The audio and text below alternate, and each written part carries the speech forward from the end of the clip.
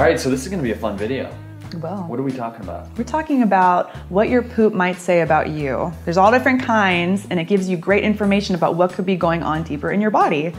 Yeah, I mean, you can tell so much by looking at somebody's poop. Some of the stuff I didn't even know. I mean, I started talking to my poop doctor here, and she started filling me in on the different signs and what you could do to actually remedy it. So you can look at your poop every single day and get healthier. Mm-hmm. We're gonna talk about poop, right? Yep, and the ideal bowel movement, you want your poop to be one long piece, ideally, kind of like a submarine. So how long?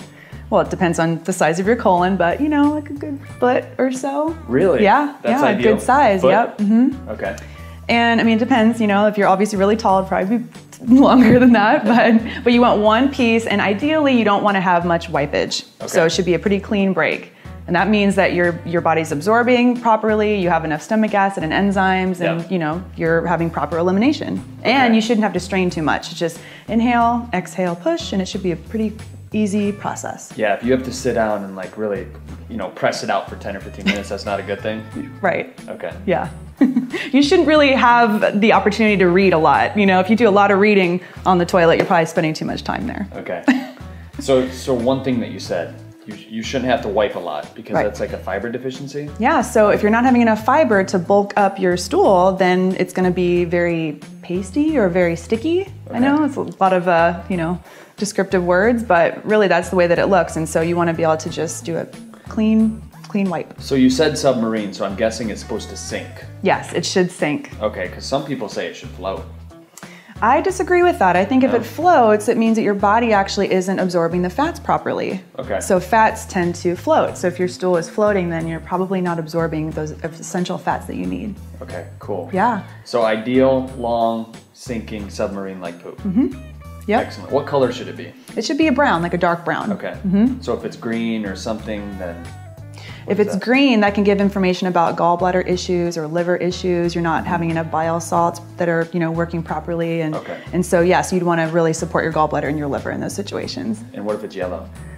Yellow is also usually a liver or gallbladder issue, yep. All right, so what if it's like chunky, like rocky poop? Yeah, so if your stool is more of like the rockier type of texture, it could be you're really dehydrated. So it'd be great to just add in some more water and see if that does the trick. And also sometimes too, there could be particular foods that are causing that. So like certain protein powders can be really dehydrating, or it could be your thyroid is sluggish and your body just isn't, you know, hydrated as it needs to be. And so I'd look into, you know, some thyroid issues with that as well.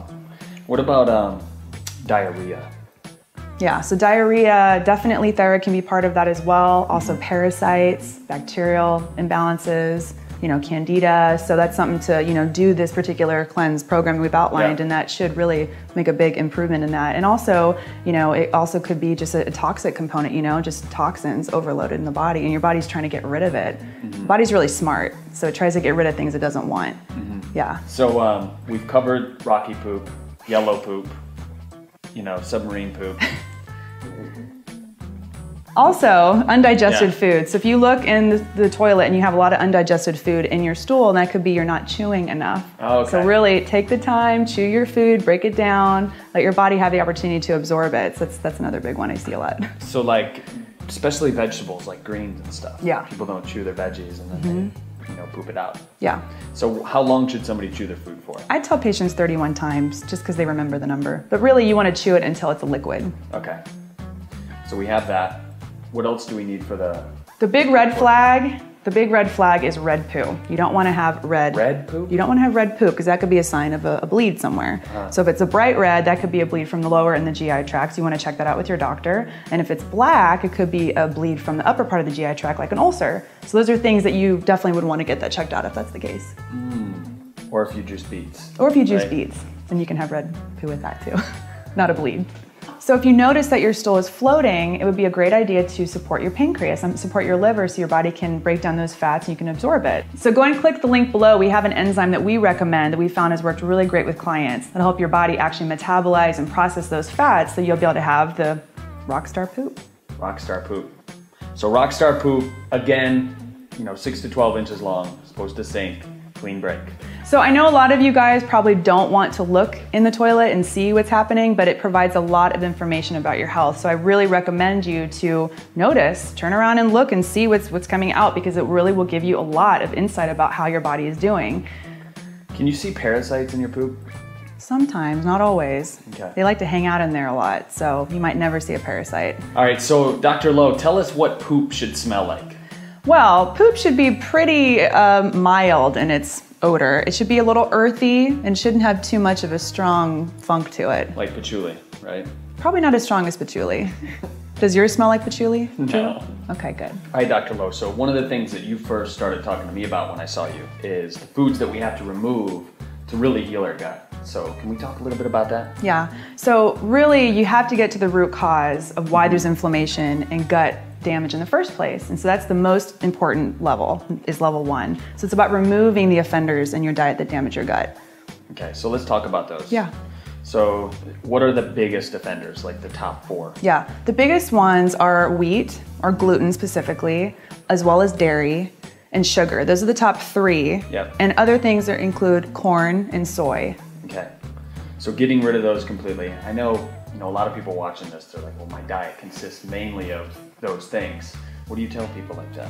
Well, the beauty is there's a lot of really great alternatives to those foods now. So we put together some great resources for you guys that if you can click into our additional resources section of the website, and you can see what are some substitutes for these so you don't have to suffer through this phase. We have a transformational program and the foods that you guys need to be eating to really heal your gut as well. Yep, we'll make it very, very easy for you and very doable. Yeah.